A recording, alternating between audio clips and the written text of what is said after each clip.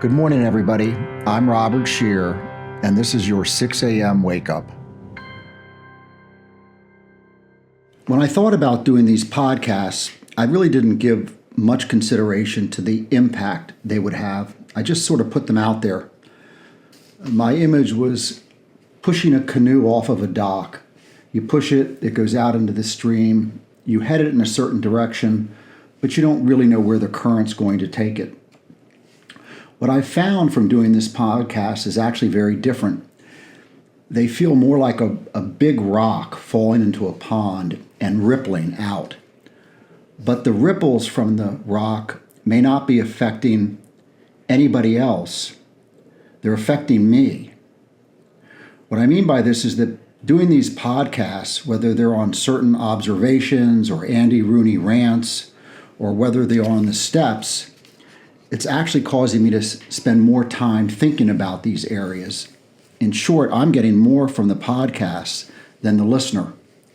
So we've been talking about the 8th step, and I wanted to tell a quick story that illustrates this point. To understand the value of introspection, the value of making amends and apologies, even if that apology is only for your benefit and not for the recipient.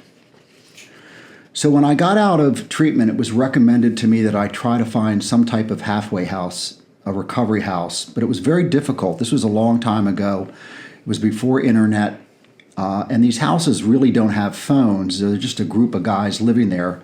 They did have cell phones, but there was no way to reach the house, so to speak. So I took it upon myself to actually get a list of the halfway houses in our area, and I went door to door. I put notes on the door, and finally one day a guy called me. He said he was calling from this halfway house and that they did in fact have room for me there. If I was interested, I could come by, do an interview, and live there. And I was, and I went by and I moved in with this guy that had called, and I really didn't know what to expect. At the time, I was living in a big house in the suburbs. I had a wife, I had kids, I owned a company, but I had a big addiction problem that I was trying to solve, even though I had a lot of external success. And so I move into this facility and I'm sharing a room. I'm sharing a room with this guy, and there was just literally one single bed in the room when I arrived. And when I arrived, I didn't have any real belongings. I had a bunch of clothes in a suitcase, but I didn't have a towel. I didn't have a pillow. I didn't have a blanket. And he gave me all of these things. And maybe because I was a little older than him, not a little, maybe a lot, 10 to 20 years, I'm guessing, he actually thought maybe he needed to give me the bed. So instead of me sleeping on the floor, he slept on the floor and I slept in the bed. And the bathroom that we shared wasn't working. So every day I'd get up and go shower and get ready at the gym. And that was really my life for 6 or 8 months.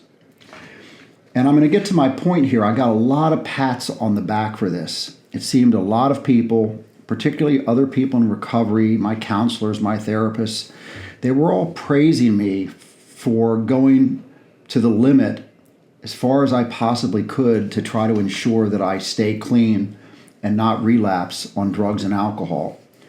And of course, this recovery house was a big step in that direction. But here's my point about the rock and the ripples.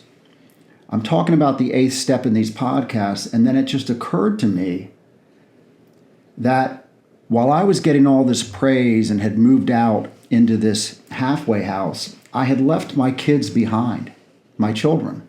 I was so busy with myself and my recovery and my self-focus, so excited about my new life, and that I was feeling good physically, it never occurred to me that I had left behind these kids that were probably completely bewildered by what I was doing and didn't understand it. I still showed up in the evenings for their practice and things like that, but Dad wasn't home anymore. Can you imagine you're a 12-year-old girl and you're trying to explain to your friends that your father's not home, he's living at some halfway house?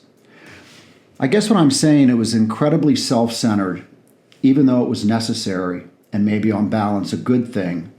And I've actually never done an 8th step with my kids regarding this issue. I've never sat down with them and apologize for the impact that my leaving the house to go into a halfway house had on them. So these ripples are great. They're having a real impact on me.